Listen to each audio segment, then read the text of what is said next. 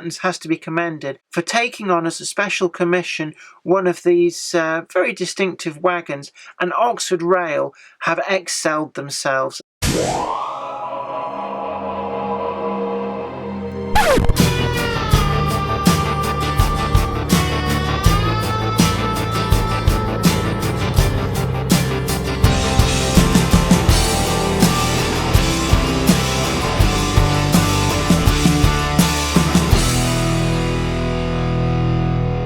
Hello there to you, welcome back to another video here on my channel, and today we've got a box opening and review, and this is for another of the Hattons commissions. Well, my gosh, it's a proverbial feast we have at the moment from Hattons.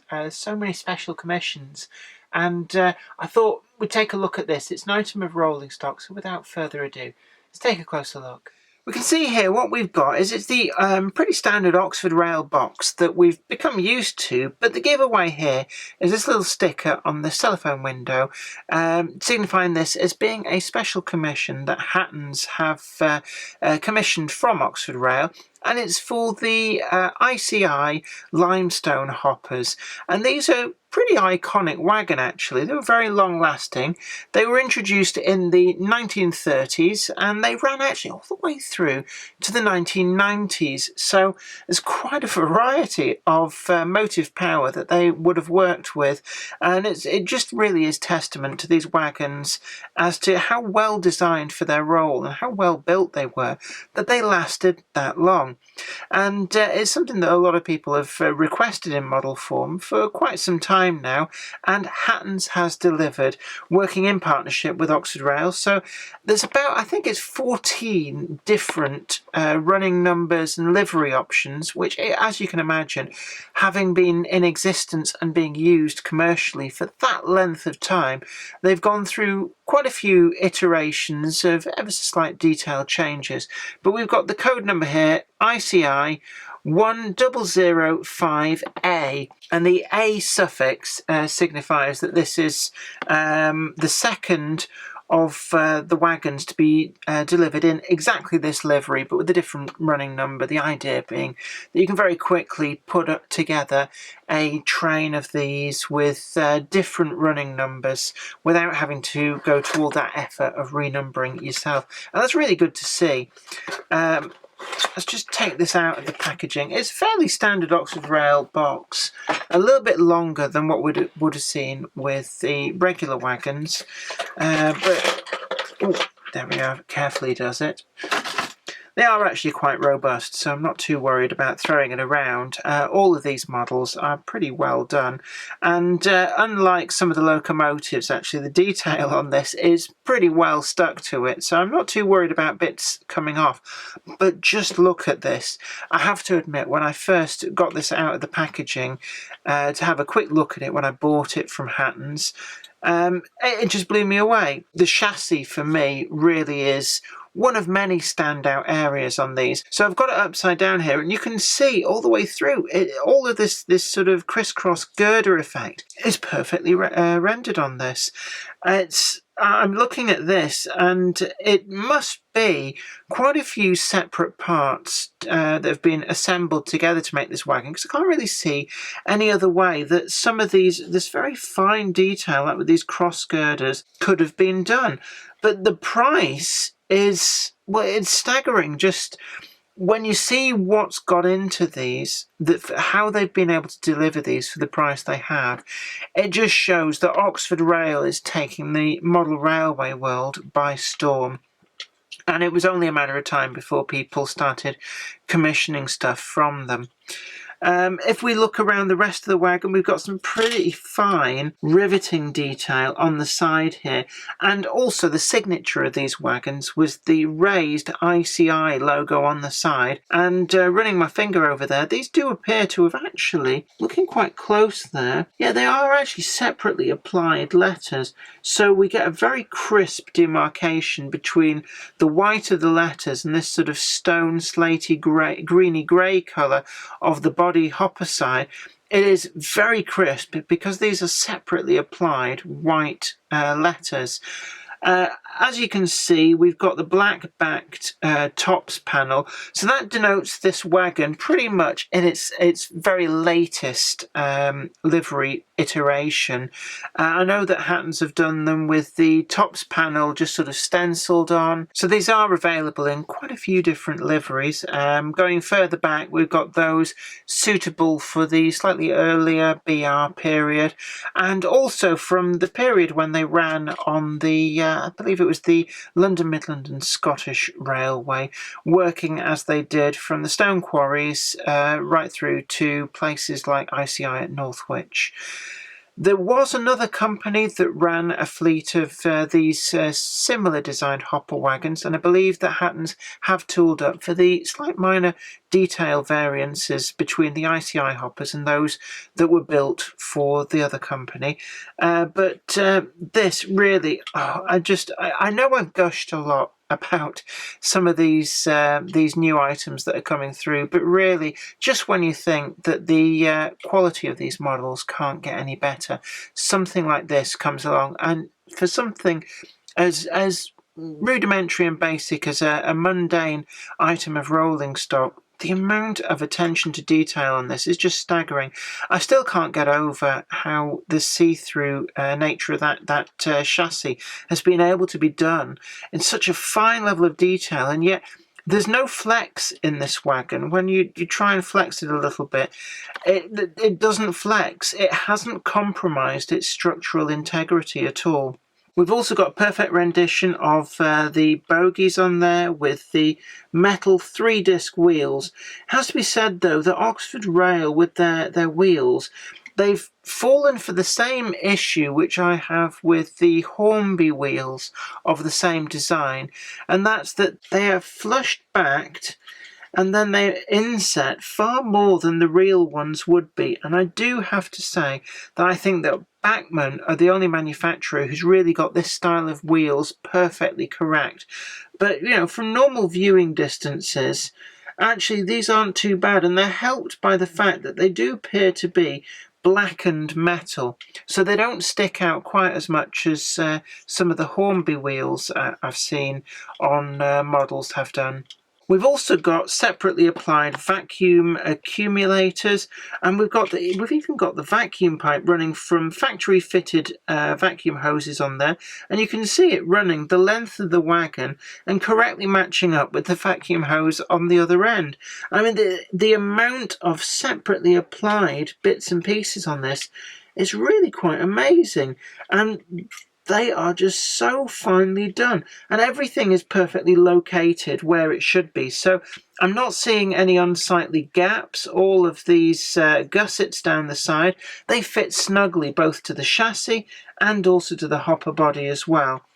These end panels as well, they're actually quite thinly moulded, it has to be said, and these stanchions, we've got 2 stanchions at either end, and they are so finely moulded. And looking there, I'm frightened actually of damaging them, but they do seem quite robust. But it's just beautiful the way that they've been perfectly formed and then fitted in such a way that they are snugly in there, and I can't see any join between them and the hopper, and the way they've correctly got the profile as it curves around the sole bar there and it curves again at the top to match up with the hopper.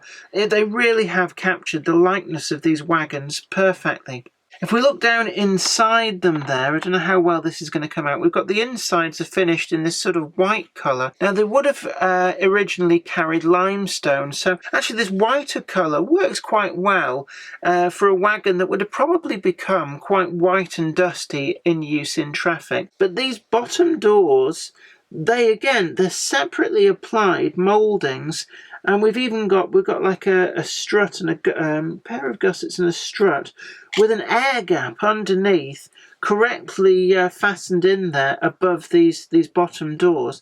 And if we turn the wagon over, We've got all of this bottom discharge door detail and also some degree of the mechanism put on there as separately applied pieces. Really, really well done. These wagons actually had quite an interesting mechanism for opening these doors. They were activated in the unloading sidings, in the unloading facilities, that would allow the weight from this limestone that was inside them would push them open once the release was released, and this compressed a spring. And then at the appropriate moment when the wagon had discharged its load, these could then be activated, and the compressed spring stored enough energy to then shut the doors again, and the locking mechanism would then keep them shut. So it was a fairly automated method of doing this without actually having anything too complex on the wagon. So pretty amazing system. In terms of tempo printing, well, these are quite simple, rugged, utilitarian wagons, but the rendition here, we've got everything perfectly applied.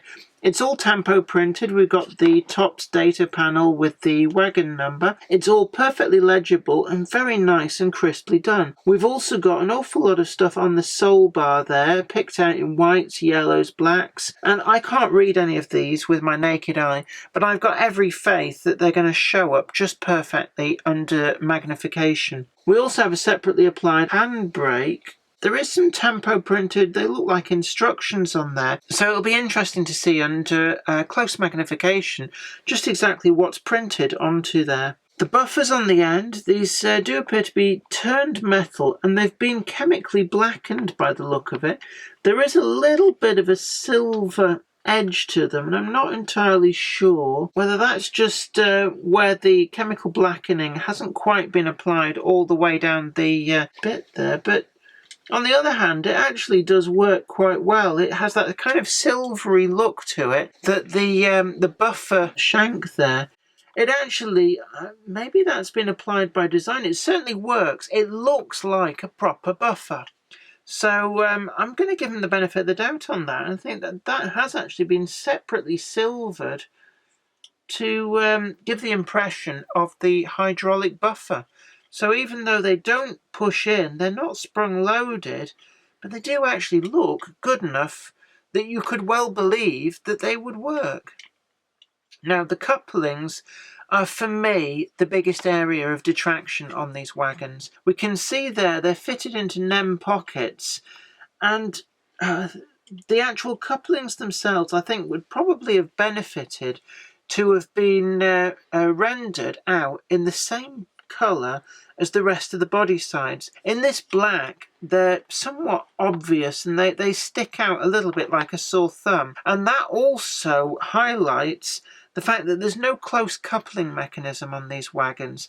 Yes, the couplings do have some degree of lateral movement there, but it's only on a very, very thin, flexible piece of plastic. It does look a little bit prone to damage to me. I've not had these break on me, but they do look as though they might be a bit flimsy. That said, maybe they are more robust than looks would perhaps suggest. But with no close coupling mechanism like you would expect on things like coaches and the motor flats that Oxford Rail have produced, I did feel that when they're running on a model railway, if you've got very, very tight curves, they may throw up an issue. However, when I test ran this wagon out in the shed, which does have some quite tight curves, I didn't find any degree of buffer lock, although it did seem to me that it was threatening that it could buffer lock. It didn't seem to be realised, so I'm going to give them the benefit of the doubt on that.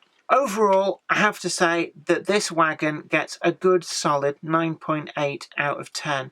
There's not really much to fault with it, except perhaps those couplings.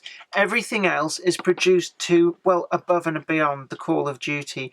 This is one of the finest wagons that I've seen produced, and we've been seeing the quality getting better and better from all the manufacturers, but this really is head and shoulders above anything else that I've seen, and Hattons has to be commended Limited for taking on as a special commission one of these very distinctive wagons, and Oxford Rail have excelled themselves, and together this package is something that if you model this area during the period that these wagons ran, then really you have no excuse not to get some of these. They are selling fast from Hattons, as far as I'm aware. Some of the different versions that they've produced have actually sold out. But such is their popularity, I would be very surprised if Hattons didn't repeat the production runs anytime soon. Well, I hope that's been informative to you. Don't forget to like this video, share it too, and also subscribe to the channel. You'll be the first to know about new videos as and when they go on up. But thanks again for watching, and don't forget to ring that bell too, and you'll be the first to know about new videos as and when they go up. But until next time, this is me, Jenny Kirk, saying you take very good care of yourself. Bye for now. Today's video has been brought to you in part thanks to the generous donation of my fans on Patreon. And a special huge thanks goes out to Anthony Kidson, Mark Anthony and Michael Churchwood. If you'd like to help support the show, head on over to patreon.com/Jennifer Kirk. Thank you. Today's video has been brought to you by my books, Bringing Home the Stars, Twinkle Little Star, and also you can get the complete comic collections of All Over the House, Books 1, Books 2, and also the wacky zany Life of Knob T. Mouse. Thanks, and catch you later.